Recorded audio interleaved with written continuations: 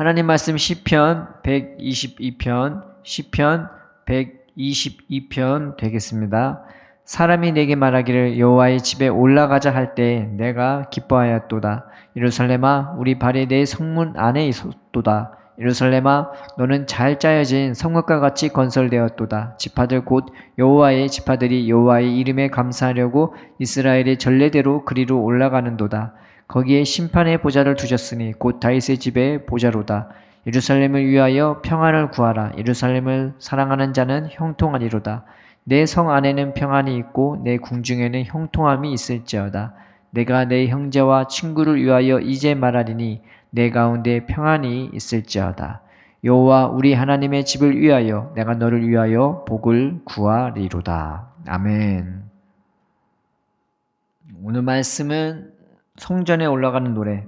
원래 히브리어 성경에는요, 성전에 올라가는 노래에 성전이라는 말이 없습니다. 그냥 올라가는 노래라고 그렇게 나와 있죠. 그 중에 이 성전에 올라가는 노래 묶음 중에 오늘은 다윗의 시가 있는 것입니다. 그래서 이게 뭘 의미하냐? 이 성전에 올라가는 노래는요, 절기 때 보통 부른단 말이에요. 절기 때 찬양을 하면서 순례하는 사람이 예루살렘에 모여들어요. 그러면 찬양을 하면서 가는데 그때 부르라고 만든 노래가 되는 거, 시편이 되는 것입니다. 그런데 그 절기가 무엇과 관계가 있냐? 열매와 관계가 있습니다. 그래서 6월절, 무구절은 어떤 절기와 관련이 있냐면은 첫 보리를 추수하는 그 수확의 시기와 관련이 되어 있습니다. 근데 보리를 대매기라 하잖아요. 그래서 이 첫 그 열매를 수확하는 시기이고, 그 다음에 칠칠절은 무엇과 관련이 있느냐? 이제 보리 수확이 끝나가는 시점에 이제 뭘 추수하기 시작하면 밀을 추수하기 시작합니다. 그 밀의 첫 열매를 이제 추수할 때가 바로 칠칠절이 되는 건데, 그때도 역시 하나님 앞에 예배드리러 다 같이 모여드는 시간이 되는 것입니다. 그리고 장막절이 있어요. 이거를 맨 끝날이 큰 대회라고 이제 하는 것인데, 큰 모임이라고 하는 건데, 그것은 모든 과실의 열매를 거두기를 맞춘 다음에 그때 또 모이는 거죠. 그래서 이 절기가 무엇과 관련이 있냐면은 열매를 많이 가졌을 때, 열매를 맺었을 때, 그게 서로 같이 그 하나님께 감사함으로 그 열매를 가지고 모여드는 시간입니다. 그러니까 우리로 얘기하면은 우리가 월급날 모이는 거죠. 월급날 모이든지 아니면 연말에 보너스 받고 가장 돈 많이 받을 바로 그때 다 같이 모여들어서 하나님이 주신 은혜를 감사하며 찬양하는 그런 시간입니다. 그래서 오늘 시편 120편은 이제 무엇에 대한 감사하고 이제 무엇에 대한 그 말씀을 지키려고 하는 거냐면은 이게 4절에 있지 않습니까? 지파들 곧 여호와의 지파들이 여호와의 이름에 감사하려고 이스라엘의 전례대로 그리로 올라가는도다. 이 전례가 뭐냐면은 너희는 1년에 3번 그 열매를 맺을 때 그 열매를 가지고 내 앞에 나타나라, 이렇게 말씀을 했던 것입니다. 그래서 이것은 그냥 우리로 치자면 하나님 나한테 500만 원 줬으니까 나 50만 원 하나님 앞에 드리면서 하나님의 은혜에 감사합니다, 이런 개념으로 부르는 것이 아닌 것입니다. 우리가 열매를 맺는다 할 때 그 열매는 무엇과 관련이 있냐면은 하나님이 나를 구원해 주신 그 구원과 관련이 있었습니다. 그래서 이스라엘은요, 어떤 기억이 있냐면은 애굽에서 종살이했던 그 무지막지했던 그 기억이 있어요. 우리에게는 일본에게 식민 통치당했던 그 무지막지한 그 기억이 있지 않습니까? 그래서 일본하고 무슨 트러블만 일어나면 그런 기억들이 그 시대를 겪은 사람에게만 투영되는 것이 아니라 그 후손들이 우리들에게까지 그것 때문에 분해하고 그것 때문에 화나고 또 그것 때문에 일본에 대해서 치를 떨어하는 거잖아요. 그래서 어린 애라도요, 일본 싫어하는 애들 정말 많더라고요. 일본 물건을 안 사는 그런 아이들을 참 좀 봤습니다. 종종 봤어요. 그 정도로 이 이스라엘에게서 애굽의 종살이는 굉장히 괴롭고 힘들고 무겁고 그런 시간의 연속이었죠. 그런데 하나님이 그 사는 사람들을, 그 살았던 종살이 했던 이 이스라엘 사람들을 구원해 주셨단 말이에요. 그들이 살았던 하루하루는 너무나 무거운 짐, 무거운 돌을 만들어야 했고 무거운 돌을 옮겨야 했고 그저 괴로워서 신음하면서 부르짖으면서 살던 그냥 사는 것 자체가 생지옥이었던 그 삶이었습니다. 그런데 하나님이 그들을 구원해 주시면서 가나안 땅으로 인도해 주셨죠. 그 가나안 땅으로 인도해 줬는데 만약에 하나님이 그들과 함께 해 주셔서 가나안 땅으로 인도해 주는데 내가 너에게 이 땅을 줄 테니 자유를 줄 테니 네 알아서 살아라고 했다면 그들은 어떻게 살았겠습니까? 욕심 부리면서 살고 서로 싸우고 서로 시기하고 서로 비판하면서 살았을 거예요. 근데 하나님은 그들과 광야 40년을 함께하면서 무엇이 진짜 은혜인지 생명인지 이 40년 동안에 가르쳐 주셨습니다. 하나님은 그들과 늘 함께 해주면서 그들에게 무거운 짐을 내려놓고 그냥 하루하루 쉼을 주고 평안을 주고 그들에게 양식을 공급하면서 그들과 매일같이 함께 해주시면서 말씀해 주셨어요. 어떤 신이 그들과 함께 합니까? 1년에 한 번 만나는 것도 막 오치장하고 그 하나님께 온 정성을 다해야 되는데 이 하나님은 매일같이 함께 했어요. 그리고 매일같이 말씀해 주셨습니다. 어떤 신이 그렇게 매일같이 말해요. 그 신의 메시지 하나 들으려고 때로는 점치는데 그 점치는 거 하나 들으려고 그렇게 돈을 들고 들어가는데 이 하나님은요 그냥 매일같이 말을 해주시는 거예요. 굉장히 세상하고 다른 참 하나님의 모습을 이스라엘 하나님이 보여주셨어요. 정말로 연약하고 정말 무지하고 미련하고 고집스럽고 말 안 듣고 자기 마음대로 달라는 그 모습은 어린 아기들이 가끔 보면은 길 지나가면 아이들이 땡깡 부리는 모습 있잖아요.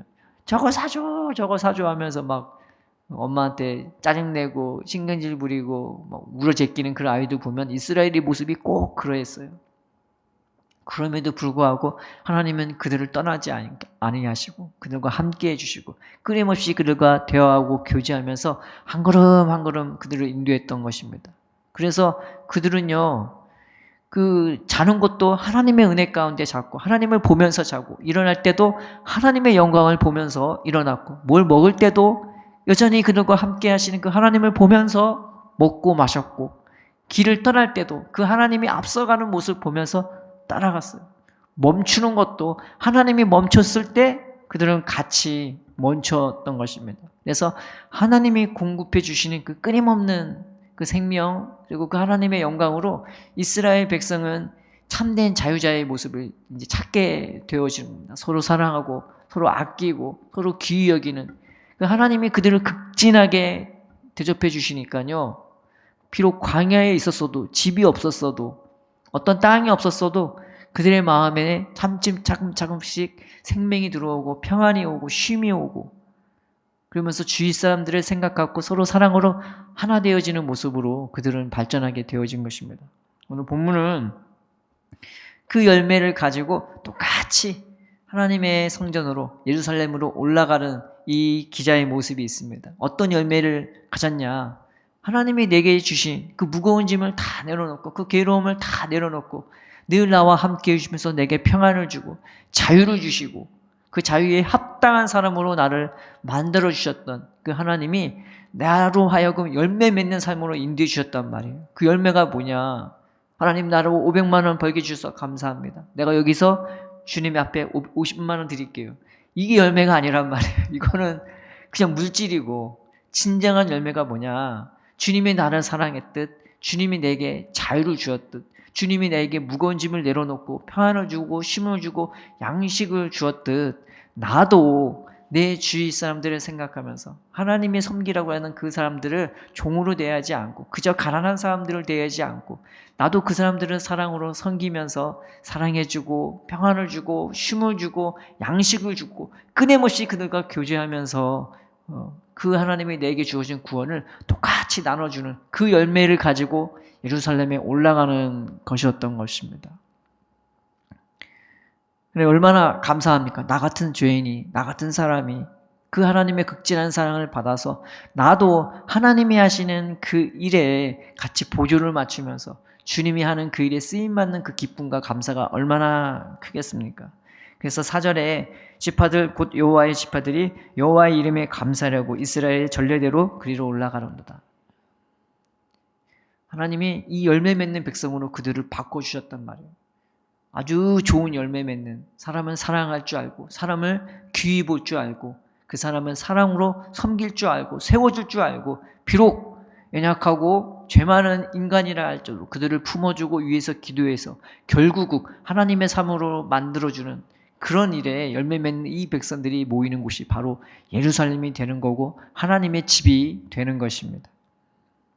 이 집과 이 예루살렘이 얼마나 아름다운지 세상에서 볼 수 없는 공동체가 되는 겁니다. 그저 눈에 보이는 예루살렘이 아니라 정말로 하나님을 사랑하면서 그 하나님의 사랑과 은혜에 거하면서 그 사랑대로 행하는 자들이 모인 곳이 예루살렘이요 하나님의 집이 되니 누가 봐도 이 예루살렘은 평안을 빌 수밖에 없고 복을 빌 수밖에 없고 형통을 빌 수밖에 없는 거예요.